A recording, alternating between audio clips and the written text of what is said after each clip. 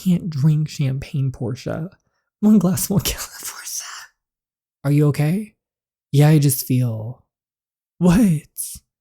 Elena, I'm bleeding. What? No, he's zooming in. This is the...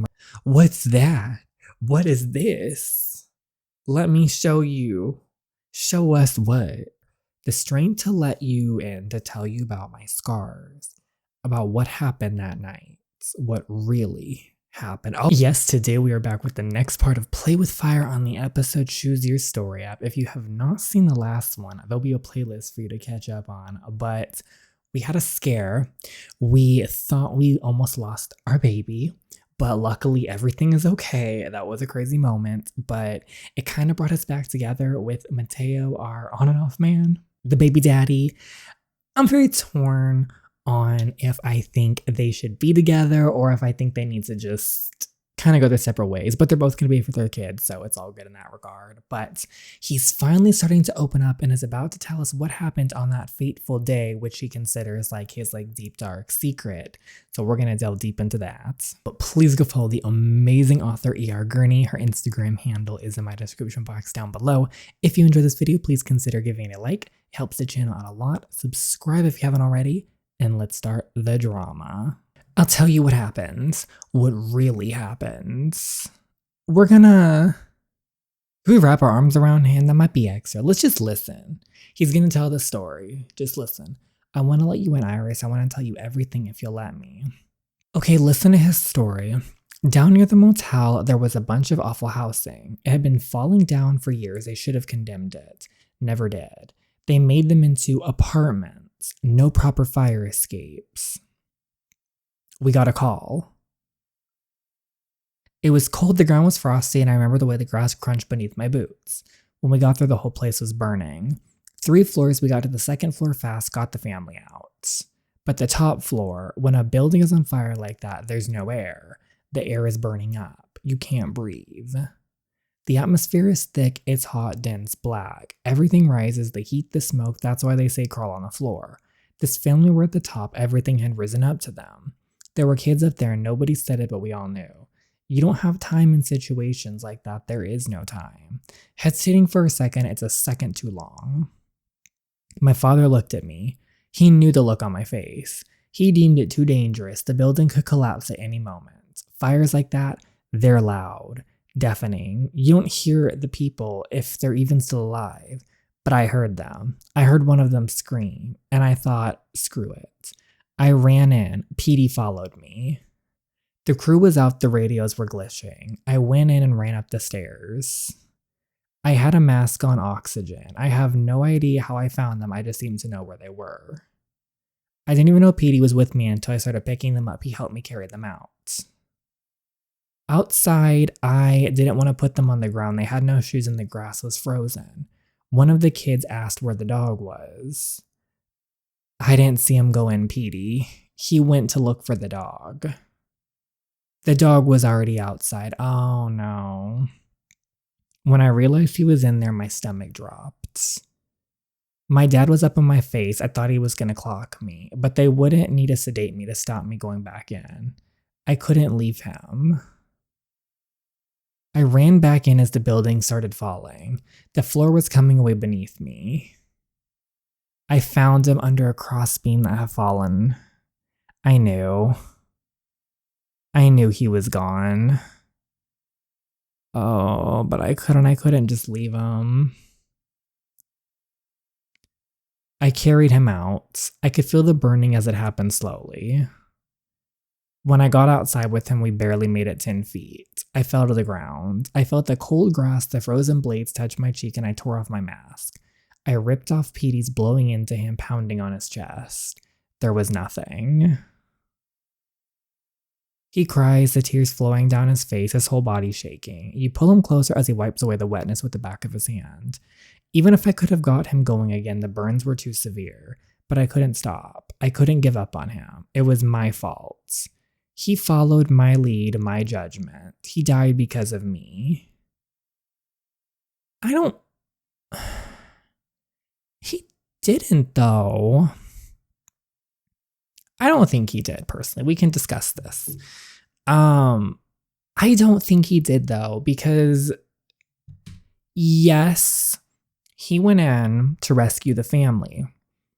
They got the family. That was risky, but you know what? He wanted to save them. He made his personal call and he got the family. They got outside. They rescued the family. Then, they said, but the dog is still inside. Petey then went back in on his own to try to find the dog. So that was not his fault in any way, shape, or form. Mateo's. It wasn't his judgment. It wasn't his call. Like, he didn't send Petey into the fire to find their animal. This man, Petey, chose to go in there on his own to try, to save their dog, to be such an amazing person. And an unfortunate incident happens, but it wasn't Mateo who told him to go back in there. No one told Petey to go back in there. Petey did that on his own judgment.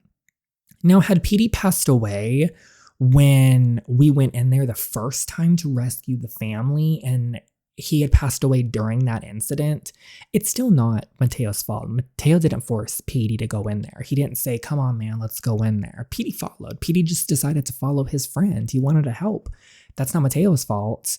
But it wasn't even that incident where his friend passed away. It was they got out and they heard this family asking about, their dog, and Petey, clearly being the kind soul he is, ran back in there to try to rescue it, and the incident happened.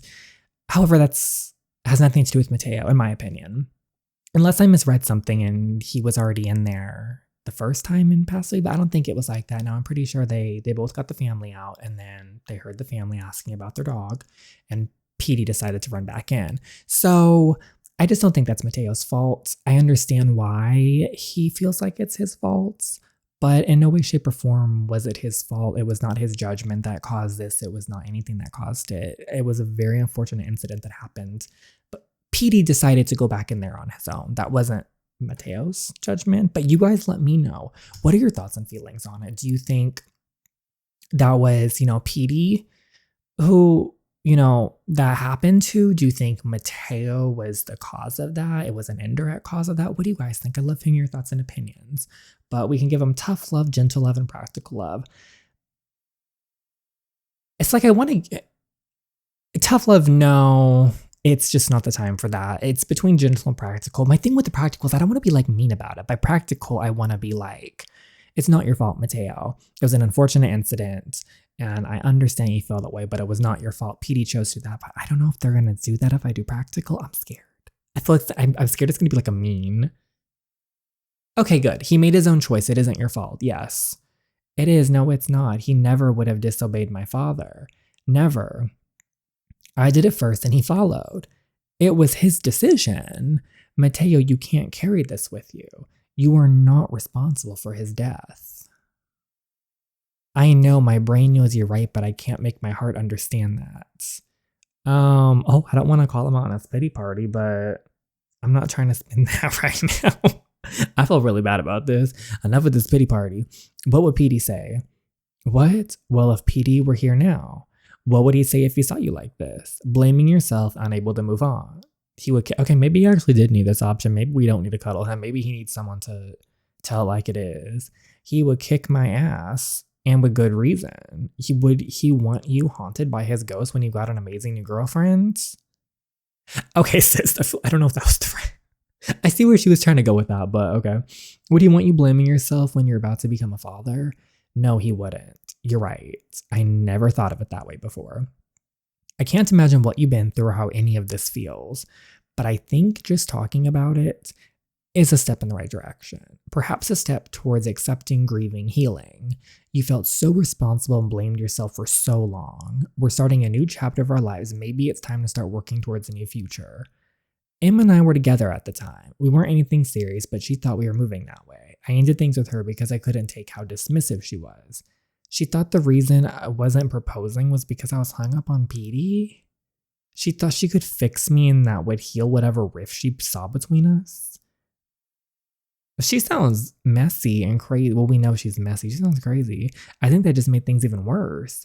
You can't just fix people. It's a process every day and you have to want to heal. You can't force someone to grieve if they're not ready. I knew when you respected me saying I wasn't ready. I knew you were the one. I wouldn't have been able to even think about talking about this if you hadn't given me that space.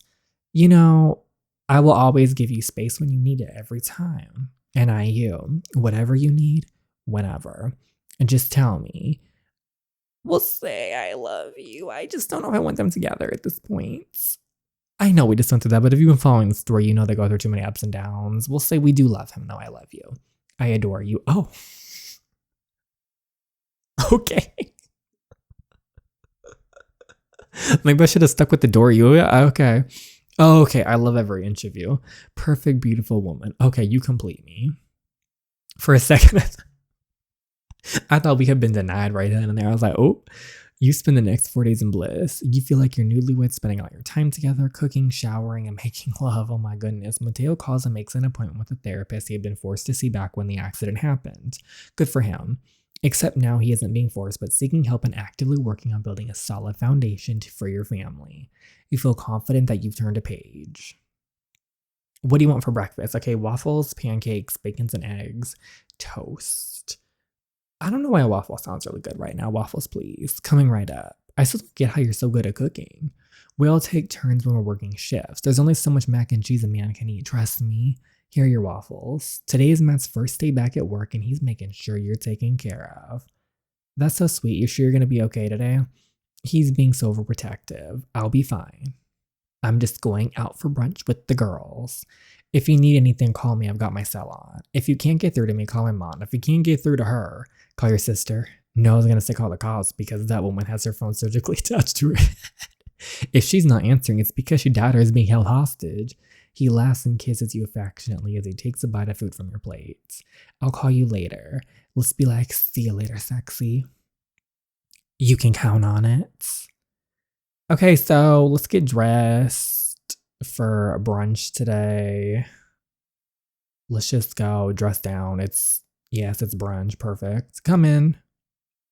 Hey, sweetie. You look nice. Thanks, Mom. You're heading out with the girls? Yeah. Okay. I know the last time you were here, you told me you loved Mateo, but so much has happened since then. I just wanted to check in with you and make sure you guys were in a better place. Because I saw the way he looked at you in that hospital bed. He looked at you like you were his whole world. So I want to ask you now, and you got to be straight with me. Are you and Mateo working your way through this, or are you going to leave him? Oh, they really ain't giving me no, like, it's none of your business. Sorry, Mom, I don't have time for this. And it's really none of your business. And she runs out. It wasn't even that important. So how's it all going with Matt? You know what? It's great. We're working through things. I think we've really turned the corner. Thank goodness for that, because if that boy didn't pull his act together, I was about to kick his sorry ass all over town. To be honest, Jessica, it's Iris. I think Matt's doing good. No ass kicking necessary. So you guys gonna go to the big high school reunion together then. When is it? Next week. It'll be amazing. Will it though? Imagine everyone's face when you guys walk in together. Oh man, it's like a movie. We haven't talked about it, but he mentioned it that first night the night we started it all. That's the night the baby was made. That's the night a lot of things were created in this world. And they called it Bella. What? Oh, I thought I smelled desperation. Okay, like, you spin in your seat to see Emma standing behind you. It didn't make sense to me. I mean, Matt has always had fun when we've been apart. But the time we spent apart has been necessary for him and us. Girl, what are you doing here? I can't tell if I like her outfit or if I'm like confused why she ripped off half of her jeans to like wrap that around her leg. I'm very torn on the outfits. I'm not going to drag it. He needed his time on his own to deal with his own shit. This is the first time he's not come back around. Okay. Did you not move on?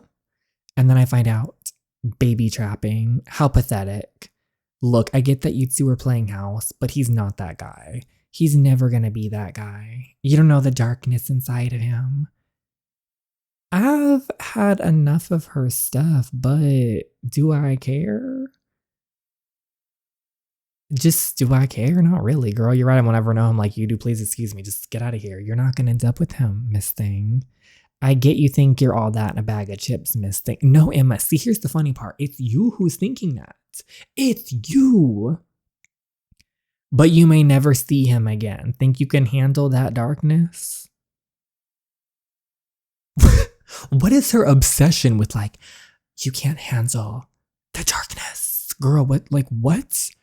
What? She's literally treating his trauma as like this beast, this, scandalous, the darkness. Girl, he had a very traumatic experience and now he's working through it. He's literally going to a therapist now, something you never helped him with. So Miss Thing and her fetish for darkness is, you don't know shit. Get out of here. Girl, don't be mad. Don't be mad. Don't let her get to you. She doesn't know a damn thing. You get back to Mateo's and look, he brought you flowers. Don't let her get to you. The table has a bunch of flowers in the middle. That's so sweet. You inhale their deep aroma and read the card. For my Iris, I don't know where I'd be without you. You smile to yourself but still feel irked. Don't feel irked. You decide to get into Mateo's bed and watch something on the TV. Snuggled in his sheets, you start to fall asleep. Oh, in the dream, Mateo was there. Oh, they were having a steamy dream, but I thought it was like steaminess, waking yourself up. You realize the room is dark. Dark and heavy. You cough again. Smoke. What? The smoke is thick dense. The heat is intense. The room is on fire? What?